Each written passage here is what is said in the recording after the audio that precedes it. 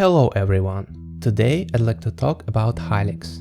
In particular, review the aspects of it and give my opinion on them. It's one of the more popular RPG Maker games, and probably one of the biggest reasons for that are game's distinct visuals and writing. It's also regarded as one of the most abstract ones of the bunch, and as you could probably tell by the title and thumbnail, I'd like to disagree with that notion in this video. And not that Hylics is supposed to be abstract, and I think that people really should take the artwork for what it is, rather than theorize of what it could have been. But I just found a couple of inconsistencies that I'd like to share with you, and maybe we could agree or disagree. The review will contain spoilers. If you are curious about the game and haven't played it yet, you could try it out yourself first. The game is very well received by the community and it is not very expensive. I will link the Steam page of it in the description. Alright, so when the game begins, you can already tell that it's not going to be a very conventional storytelling, and the first things you'll notice are cool graphics and some sort of late 60s, early 70s inspired improv noise rock, mixed with progressive electronics. A couple of tracks, along with the abstract nature of the game, really reminded me of Space Funeral. While not everyone might like this specific music genre, I still think that some of the tracks are quite memorable and interesting. Whether it's tense and melancholic track that plays in a bathroom, or melting sounding music that you get after defeating enemies. Even though the whole soundtrack sounds nothing like lots of people would expect from game music, I think some thought was put into assigning each track to different areas. Like calm and relaxing music for Wayne's house and meat grinder area, more anxious music for the first major area with a lot of enemies, or very cold, tense, drone track playing in the industrial machine area filled with dangerous enemies. Moreover, I feel like the soundtrack itself progresses along with the game's story. Music becomes more intense, dramatic, preparing the player for the culmination. Don't know if there is much to say about visuals, besides that they are quite original and surreal. It's a combination of clayish looking character and area models, with real life photos, simple geometric shapes, and abstract patterns in the background. And obviously, combat animations look quite cool, definitely standing out from simple pixel visuals of most RPG Maker games. And they also keep combat sections from being stale, as you can check out new ability every second or third fight. And since we're on combat right now, let's talk about it. The combat system is surprisingly quite good and balanced for the short game that is. Not necessarily challenging, but progresses very well. At the start, enemies are tough, and you are most likely going to lose to them a couple of times. But as you move on and acquire more members with different abilities, of which you pretty much get to see most often use, fights become more even and easier. Decent combat system is a difficult thing to achieve for RPG Maker creators of puzzle-focused games. Even in the short games, a lot of the times, combat isn't very challenging, which makes it tedious and boring. Or in older games, you can even just press auto button, not being concerned with decisions the engine will make because of how strong you are. This often makes 70% or more of the items and half of the abilities maybe not useless but not necessary to use either, and they just stay unutilized until the end of the game. Or sometimes the first half of the game provides a little bit of a challenge, but in the second half you just become overpowered. I personally do not care much about combat.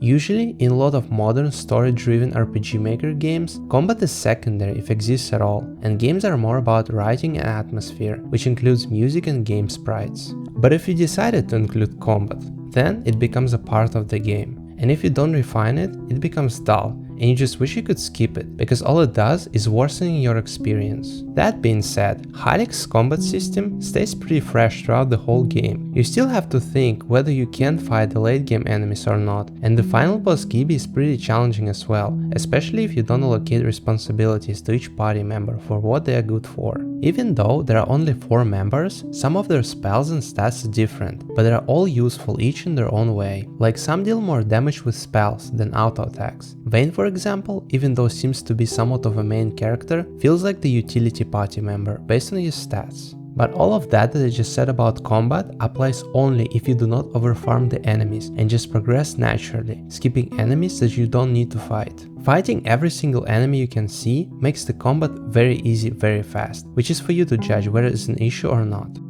And this brings us to the overall gameplay analysis, which I actually have quite a few complaints of, but first, the good parts. One thing that I really liked about Hylics is that it takes an original approach to defeat and adds a unique transitional area instead of making you using the save file. This way game feels more dynamic and has a nice flow to it. Game also rejects the concept of leveling up and adds different devices to upgrade your health and mana stats. Health can only be upgraded in the transitional area, which is interesting, pointing out that you're supposed to lose to progress. I'm not sure if something like this has been done in games before. Planescape Torment comes to mind, but it wasn't quite as smooth. If you know such game, let me know in the comments. Game has a couple of side quests, like getting items from different animals after feeding them suitable foods, or the sage quest / puzzle, one of the most infuriating parts of the game for me, and that includes the graveyard area. Now to the parts of the game that I personally didn't like. Hylics is too new player proof, and by that I mean that there are just too many airbags that make game shorter and easier than I think it should be. There is definitely an overabundance of healing vegetables. There are way more enemies to farm than an average person needs to progress in the game. And the bestial axe that you get after your third death is just too overpowered. It gives you 29 more damage than your starting weapon, which makes early game fights way too easy. The game isn't very long, so I think farming more health for 10-15 minutes more wouldn't hurt instead of just giving a massive buff right away. Walking around some areas feels very clumsy. You can get stuck in the corners and buildings, and it wouldn't be much of a problem if not for areas like Graveyard, which makes running away from ghosts a chore, especially when you sometimes just get stuck without any chance of dodging them. And if Graveyard area felt frustrating, then get me started on a Sage of Death puzzle, where monsters not only are very fast, but also follow some random pattern, which makes it very hard to dodge them. And another small criticism, the part of the game where you get a huge amount of money at the end feels very rushed. Like the game dev just couldn't come up with a better resolution to the spaceship quest, or for the 10th time decided to ensure players' victory against the final boss. And now, let's talk about what seems to be the biggest downside in Hylics for me personally. It's the writing. While a lot of people like Hylics for being surreal, what frustrated me the most is that Hylics was inconsistent with its abstract nature. And here's what I mean by that. For the very abstract monologue at the beginning of each act, for the very abstract looking characters, buildings, areas, nonsensical phrases most of NPCs say, at some points, game just breaks the surreal experience with very straightforward guides from NPCs and items. Like telling you what the meat grinder does or explaining what TVs and burritos are for, it feels very out of place. I understand that it might be someone's first RPG Maker game to play, but even though that is very unlikely, I seriously doubt that people won't be able to figure out the use for the items eventually anyway, which could also serve as a little time stretcher, since the game isn't very long even if you try to explore most or all of its secrets. For example, the first team member you meet just blatantly says you can try to dig for it by pressing space key. Those very clear guidelines just break the immersion for me. And it isn't as frustrating to have those eventual hints, but that easy things like what the couch does is explained, and not more obscure things like character stats that are left unknown. And to be honest, it's quite hard to figure out what they mean without knowing the RPG Maker engine or using external information. But as I said before, the game's target audience definitely wasn't people who are familiar with the game genre or engine. So overall, even if, or at least I think that one of the main concepts of the game was to make it abstract with some traces to the real world, maybe dreamlike or just otherworldly, at the end of the day, the framework of the game still stays a conventional gather your friends and defeat the villain story, which doesn't go along with the rest of the abstract world, but rather clearly stands out as the main quest through dialogue and hints, and slightly ruined the experience for me personally. What starts out as being lost in a very weird world quickly becomes a very linear, direct and banal quest. On one hand, we get abstract visuals and completely vague, meaningless phrases, which could rather be used as Easter eggs or for the world building, for example. But on the other hand, we also get clear guidelines and a clear quest from late game NPCs, and together it just doesn't feel cohesive. I think it would be maybe a little better if you had to stumble upon the quest and use trial and error with certain items and abilities in not that big of a world anyway, instead of getting spoon-fed what you're supposed to do. It would definitely be more subtle, might throw some new players off, but would stay truer to the concept. To put it shortly, it feels like game doesn't know whether it wants to be just a traditional RPG Maker game with fresh visuals, or try to destroy some of the cliches of the genre, and at the end it just becomes something half-baked, something in between. One of the big reasons I personally think Dark Souls got love and notability is that it puts forward players' experience over players' convenience, making player confront anxiety of being thrown into a very hostile world with barely any guidance.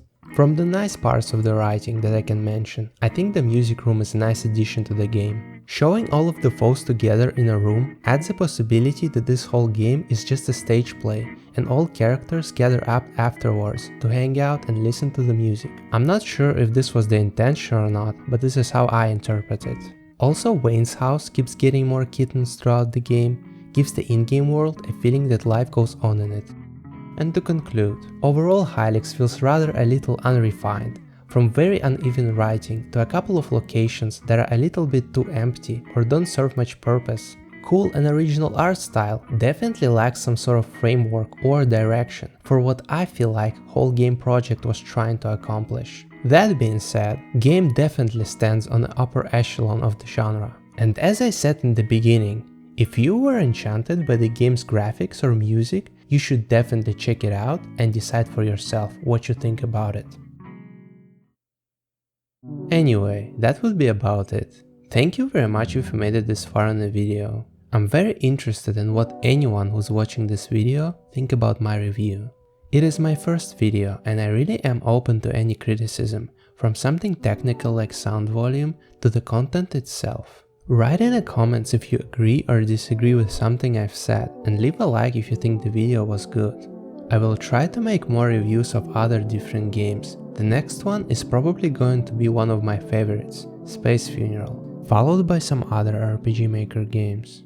It's a very interesting game engine that within its own bounds allowed the developers to experiment with video games. And I'd like to create a space where people can talk about interesting games and details, and not necessarily RPG Maker games only. Thanks again for watching. You can subscribe and click the bell to get notified about my next video. See ya.